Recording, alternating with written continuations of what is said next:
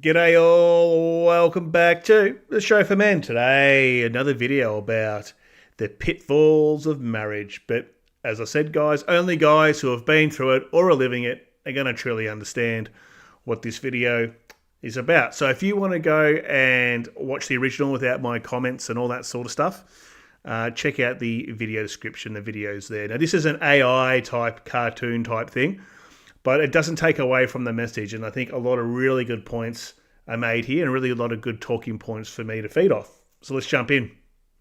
You're 35 years old, you've been married for 8 years, and you're sitting in your car in the driveway after another 12-hour workday. You don't want to go inside your own house. Your wife hasn't touched you in months. Your kids barely acknowledge your existence, and every conversation turns into a battle about something trivial. You work your arse off to provide for this family, yet somehow you're treated like an unwelcome guest in your own home. You ask yourself, how did I get here? I thought marriage was supposed to make me happy. I thought this was what success looked like. What if I told you that this scenario isn't an exception, it's the norm? What if I told you that the modern institution of marriage has been systematically designed to destroy men's happiness, drain their resources and eliminate their authority? And what if I told you that the smartest thing you could do as a man in today's world is to never get married at all? It sounds pretty bleak, doesn't it? It sounds very, very bleak. So I wouldn't say I'm as super hard line as this dude or this AI dude, so to speak. But there is a lot of risk in getting married or being de facto with a woman, depending on where you live, having a live-in relationship long-term. Same thing, really. You'd be treated the same. Most men, I'm going to say all, some married men have great lives and really nice families and all that. But I think that would be a minority, and the majority of men who have yet to be divorce raped, who are waiting for that sword to drop on them, are living a life of absolute misery and high stress and not having much time for themselves because their whole life is designed to keep other people happy, working like a slave, working like a pack horse, being bled for every little benefit that you can provide without getting much in the way of benefits yourself. I guess your reward is to see other people happy, enjoying the fruits of your labor. And I guess some guys really enjoy that. But you got to think for yourself, what are you truly getting out of that? More specifically, what are you getting from looking after a wife and bending over backwards to meet a lot of their needs? Now, right away, they might not have a lot of needs, but things happen over time. They want new kitchens and new cars and holidays. Their friends are going on holidays. Why aren't we going on holidays? Oh, I don't want to go for a domestic interstate holiday. No, I want to go overseas. I want to go to Fiji. I want to go to the Maldives. Why can't we have a great holiday? You only live once. And guess who pays for that? You, for the most part. Or you pay for it because you're worried about the savings account. Maybe the offset account on your mortgage getting drained. You're trying to fill that up so maybe one day you can stop this race. But you've got somebody that is like an anchor around your legs and you're swimming against the tide and you just got to keep going. Otherwise, if you stop producing, hey, guess what, buddy? Get ready to go through the divorce and family court system. And that is the worst place you'd want to be. Today, I'm going to reveal the brutal truth about why marriage is a losing proposition for men in the 21st century. I'm going to show you how society has transformed marriage from a partnership into a prison, and why the men who are avoiding marriage entirely are actually the smartest ones in the room. This isn't going to be comfortable to hear, especially if you're already married or planning to get married. But if you want to protect your happiness, your resources, and your sanity, you need to understand these truths. The men who ignore this advice are the ones who end up divorced, bankrupt, and broken. The men who understand what I'm about to tell you are the ones who maintain their freedom, their wealth, and their peace of mind. Pay attention, because what you're about to learn could save you from the biggest mistake of your life. Let me start with the most fundamental problem with modern marriage. It transforms men into worker drones. This isn't hyperbole. This is exactly what happens to the majority of married men in today's society. Here's the modern marriage formula. You wake up at 6 a.m, go to work for 8 to 10 hours, come home exhausted, and then you're expected to immediately switch into household helper mode. You're expected to clean, cook, do laundry, help with homework, and handle all the household maintenance. Meanwhile, there's no meal prepared for you, no appreciation for your efforts, and certainly no authority over any household decisions. You've essentially become a live-in employee in your own home. You're working 2 full-time jobs, one at the office and one at home, while receiving none of the benefits that marriages traditionally provided to men. Sounds pretty bleak, doesn't it? Right? People go, oh, that's a bit over the top. That's a bit negative. G-Man, this video, this guy, this is really just black pill stuff. For some men, this is their life. This is their life. They're battered from pillar to post, and they get no benefit. Now, I want to tell you an example of this reminded me of when I was married. This is probably almost 10 years ago now. This happened, but that's when I knew I just made a huge mistake. So I was in the corporate world, working huge hours at the global firm and all that, being a company man, yes man, still very much plugged into the world. I got home at about, I don't know, maybe 10 o'clock or something like that at night. I've walked in the door and I went and had a look at the fridge, and I was like, oh, what did you have for dinner? Because I asked her, I said, what did you have for dinner? Because there's no food or anything or leftovers or anything in the fridge. Now, I don't expect a woman to always cook, but she'd been home for hours and obviously would have had to cook for herself, right? She goes, yeah, I cooked so-and-so. But I didn't leave you any. I'm like, what? You knew I was going to come home late. You knew I was going to be hungry. So I've got to go cook myself food at 10 o'clock at night.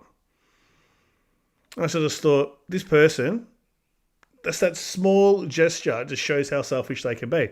And that proved to be a very leading indicator for what I was about to experience. But that's the thing. It never stops for men. Obviously, it's people say, shut up complaining, just put your head down and get on with it. But I want to talk about it. So what do? You go and work in jobs. Most of the time, men hate their jobs, but you are motivated by trying to make more money. So you can pay for kids and high school fees and their activities, pay for your mortgage and pay for what other whims that your wife wants, right?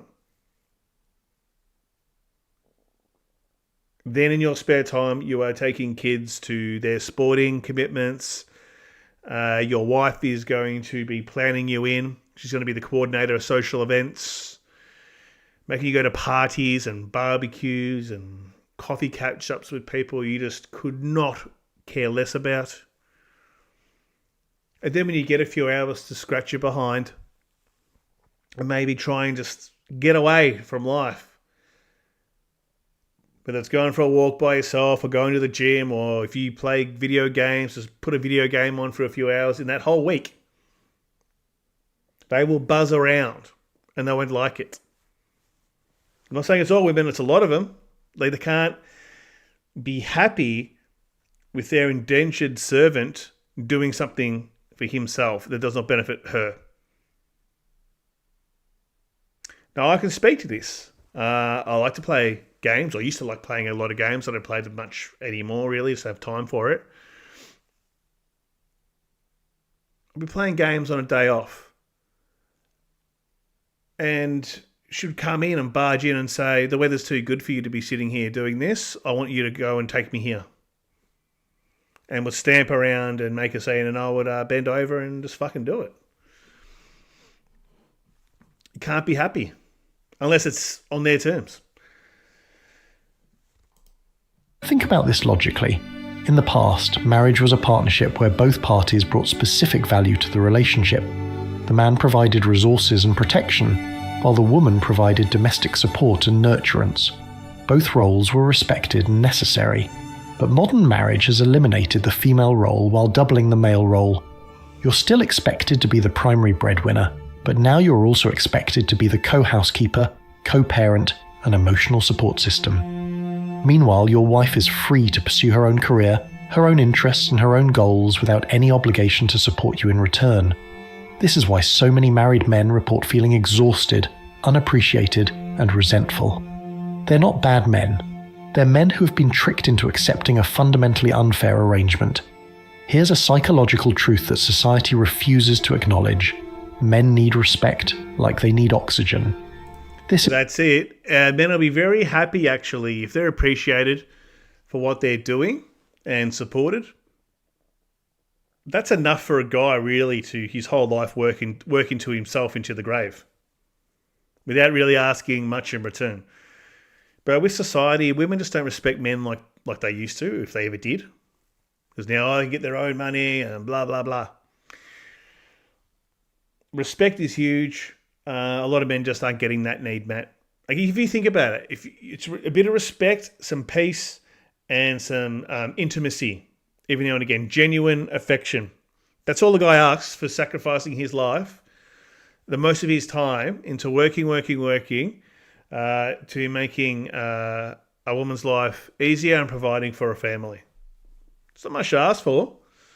I don't think so anyway. A lot of men, most men, don't get it. Some do. As I said, I'm not an all women thing or an all men, all marriage thing, but you have to say the balance of averages and probabilities, most guys are not liking being married. They won't admit it. Guys don't admit it. Guys don't tell other guys about it too much because it's about ego. You don't want to be seen as a guy who's got a dysfunctional marriage or a wife who disrespects you, because it's about respect. So if your wife doesn't respect you, your guys at work or on the work side or in the office aren't going to respect you. They're going to think, oh, this guy's weak. You're going to take down a standing with them. You're going to go down in their standing. This isn't optional. It's hardwired into male psychology. When a man doesn't feel respected, he begins to deteriorate emotionally, mentally, and even physically. This is why men work so hard to achieve success in their careers. It's why they desire money, status symbols, and positions of authority. It's not about materialism, it's about earning respect from their peers and their environment. But here's the cruel irony. The very institution that's supposed to provide men with the most respect, marriage, has become the place where they receive the least respect. In a typical modern marriage, the man's opinions are dismissed, his decisions are questioned, and his authority is undermined at every turn. He's treated like a child who needs supervision rather than a partner whose judgment is valued. Let me give you a concrete example. A man works 60 hours a week to afford a nice home for his family. When he comes home and suggests that maybe they should reconsider a major purchase, his wife rolls her eyes and tells him he doesn't understand the family's needs. His decades of life experience and his role as the primary provider count for nothing in this conversation. This dynamic is so common that most people don't even recognize it as disrespectful. Even think about this. Think about all the guys you see walking around shopping malls, shopping centres. So in Australia, we have Westfield. Westfield is a large mall. And you see so many guys walking around behind their wives or girlfriends, like little puppy dogs with the life sucked out of them. They don't want to be there, but they're there. Or you see them just letting the woman go in and spend money while they sit out the front on the seat on their phones. All those seats that are out the front of the stores. Have a look at it. Take notice of that. How many men are doing that, of all ages?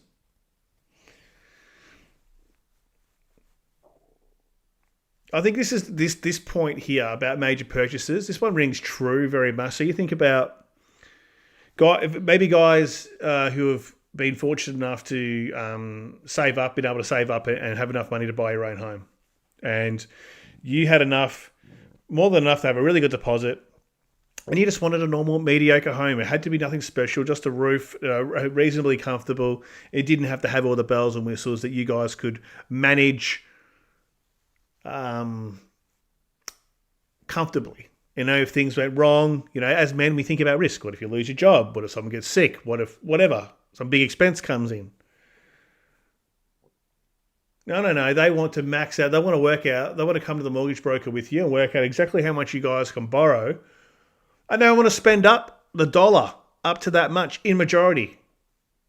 Because guess who's paying for it? You. Guess who's responsible for it? You. Yeah, they might work, but they're not going to be stressing about the mortgage.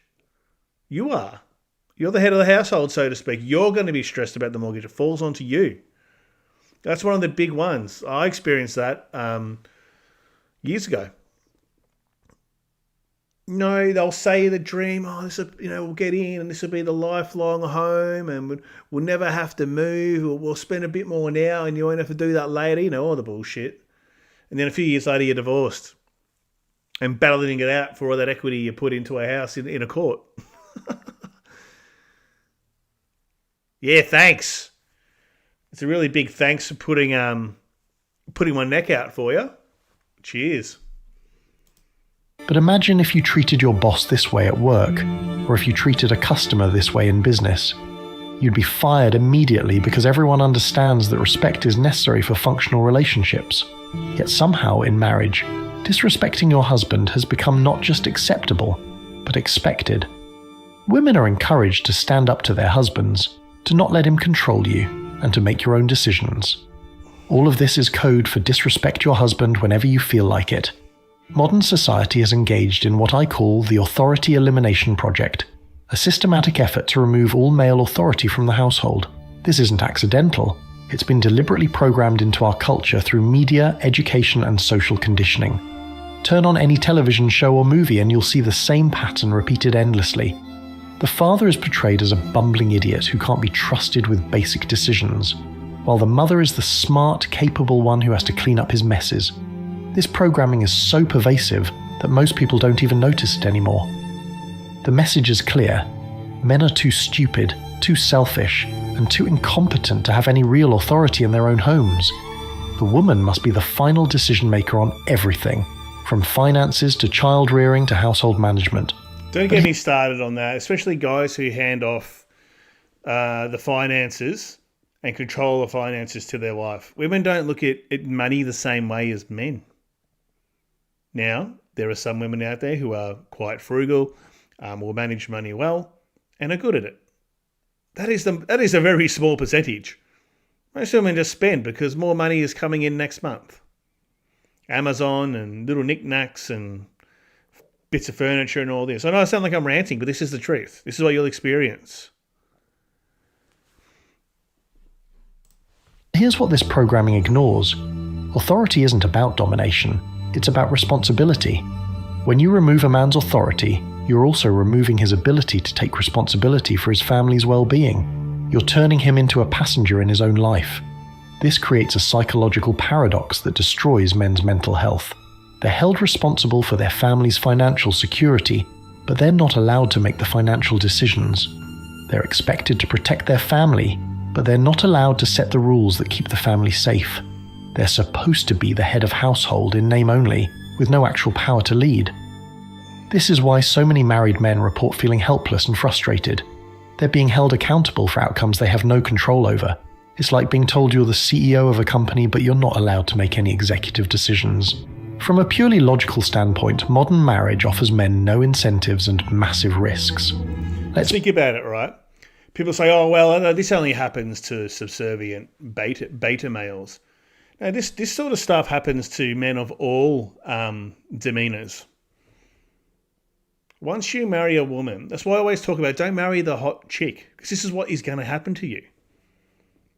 In most cases, the uneducated woman or unskilled woman, doesn't have to be education even, unskilled, you can't make a similar income to you. This is your life. You are this man with a burden like you're a pack horse. And you can't argue or you can't arc up about it because you have no leverage. And if you start arcing up about it, well, she's just going to pull that lever. She's going to press that eject button and you're gone. And guess what? She gets all her money.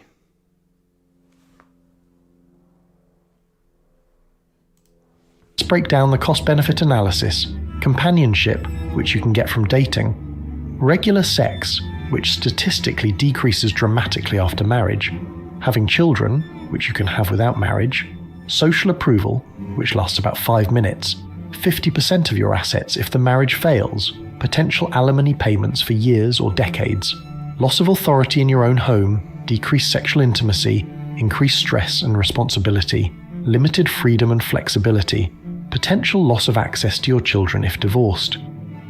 When you look at this objectively, what rational man would sign up for this deal? You're essentially agreeing to give up your freedom, your authority, and potentially half your wealth in exchange for what exactly?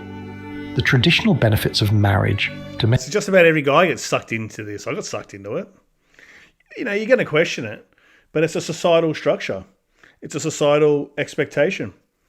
And many men feel the pressure to do these things because if you're not married, you're not a successful man. Being married is going to be the zenith of what you're going to achieve as a man. Right? And everything from there is just an add-on. That's why guys do it. Is it because they exactly want to do it? Think about it. Think about all the terminologies that men use for getting married, or men have bucks nights, the stag parties, and all that. It's like a farewell. It's almost like a funeral. It's walking the plank. Guys will call it walking the plank and all that sort of stuff. Domestic support, sexual exclusivity, social stability have been systematically eliminated, while all the costs and risks have been amplified. It's like agreeing to buy a car that comes with no engine, no warranty, and a payment plan that lasts forever. This is why marriage rates are plummeting among educated, successful men. They're not afraid of commitment. They're smart enough to recognize a bad deal when they see one. One of the most devastating aspects of modern marriage is the widespread phenomenon of sexless marriages. Statistics show that anywhere from 20 to 40% of marriages are essentially sexless, with couples having intimate relations less than 10 times per year. Think about the psychological impact of this on men. You commit your life to one woman, giving up all other options, and then she gradually withdraws the very thing that motivated you to make that commitment in the first place. And then gives it to someone else. Gives it to someone else, and you find out the hard way. I've seen guys absolutely destroyed, shells of themselves after having this experience. Wives cheating on them after they've been this guy, the pack horse guy. I've seen what lies in wait for that guy who does everything for everybody else and nothing for himself and has no authority and doesn't put his foot down. He gets used up, the woman ends up out banging other guys, and eventually he gets discarded. And that's why men don't come back from these horrible divorces. That's why I talk about this. It isn't, you can't get women, or you lost the girl, you'll be all right. It's all this traumatic shit that happens that people don't really talk about. That lingers on, and men hold on to it for years and years, and some never come back. It changes their perception of reality. Now, I'm not talking about myself. I find that I've come back from it. At the time, I thought, I'm never going to trust anyone again, and blah, blah, blah. And I'm not saying I'm running down the aisle, guys. I'm not doing that. I didn't even want to date back then or have a girlfriend or anything like that, because I was just like, there's nothing in it for me in any way. And that's what happens to guys. That's how guys become emotionally unavailable, because they get their heart ripped out of their chest like an Indiana Jones. Boom, boom, boom, boom, boom, boom. The Temple of Doom, and there's that guy in the cage or whatever, and the dude rams his hand through their chest.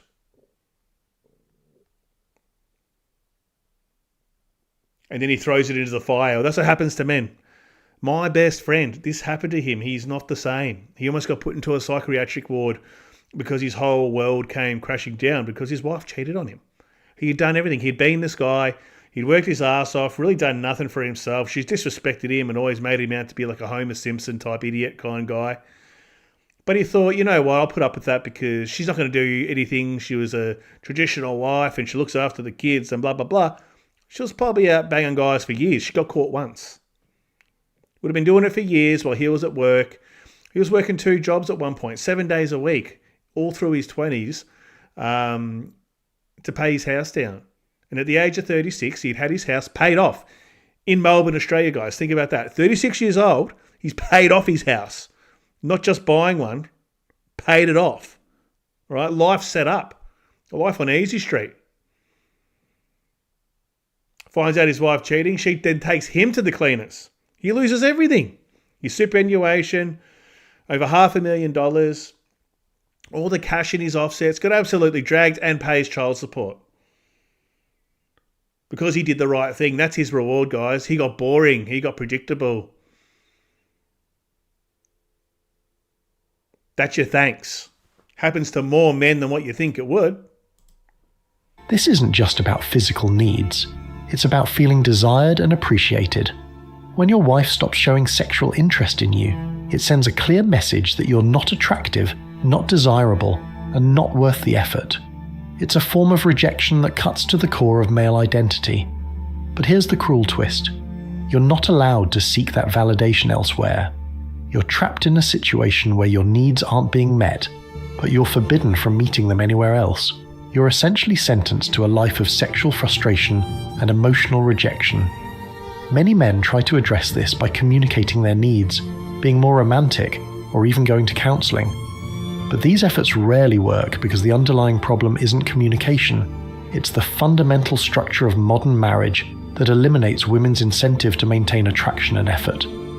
When women have complete security and know that their husband can't easily leave, they often stop putting in the effort that attraction requires. Why would they? They already have everything they want: financial security, social status, and emotional support, without having to maintain their end of the bargain. Perhaps the most insidious aspect of this situation is how thoroughly society has programmed both men and women to accept this dysfunctional arrangement. No, it's men have been programmed to think that women will do the right thing by them. When women don't have an honour system, they don't hold their word for the majority of them. They're not true to their word. They'll make you all sorts of promises. I've been promised a lot of things by women. Most of the things I never got.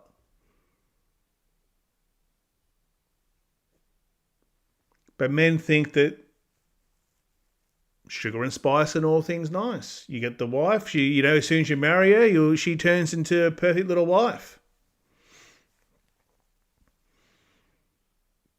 My advice to people is go off your own gut. Don't go off social pressures and stuff like that when you're making huge decisions in your life. Your parents, your mum and dad might be putting pressure on you. Your friends might be making fun of you. Or your girlfriend's friends are getting on her, or her parents are getting on to you. You know what I'm talking about. I had that. Social pressure, people saying dumb shit when they're probably hating their marriages. But you'd be at a barbecue or be something. You'd be standing with your girlfriend at the time.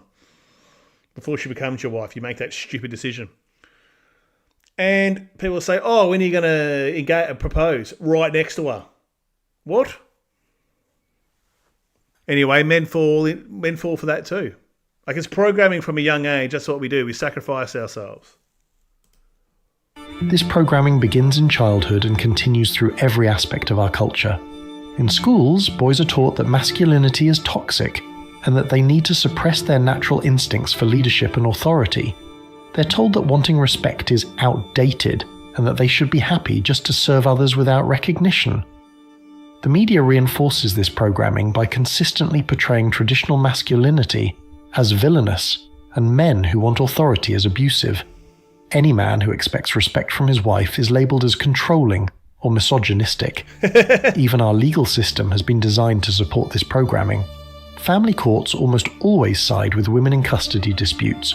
Divorce settlements favour women regardless of circumstances, and domestic violence laws are written in ways that assume men are always the aggressors. I always found that really interesting. Like, when I got divorced, and I was very humiliated, and I sort of held it close to my chest for a few weeks.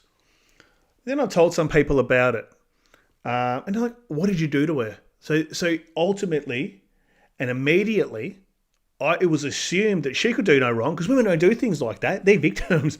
What did I do? I didn't do anything. People go, what did you do to her? You must have done something for her to walk out or whatever. It's like, no. It's a bizarre world we live in.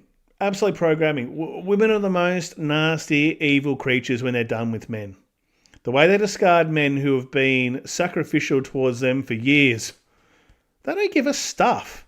It's day by day, guys. You need to understand that, so don't overinvest in them. This programming is so effective that most men don't even realise they're being manipulated. They accept disrespect as normal, they apologise for having needs, and they feel guilty for wanting to be treated well in their own homes. What? The result is a generation of men who have been psychologically castrated. They go through life accepting less than they deserve because they've been convinced that expecting more makes them bad people. Here's a psychological truth that few people understand. Chronic disrespect creates clinical depression in men. This isn't just feeling sad. This is a serious mental health condition that can lead to suicide, addiction, and violent behaviour. When a man is consistently treated without respect, his brain begins to shut down. He loses motivation, energy, and hope. He starts to question his own worth and competence. Over time, this psychological abuse creates the same symptoms as major depression.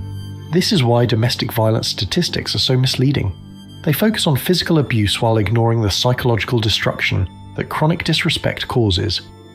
A man who is constantly belittled, dismissed, and undermined by his wife is experiencing abuse, even if she never lays a hand on him. Many will lay a hand on you. I've told you guys stories. I've had things thrown at me. I've been bitten, slapped, all sorts of shit.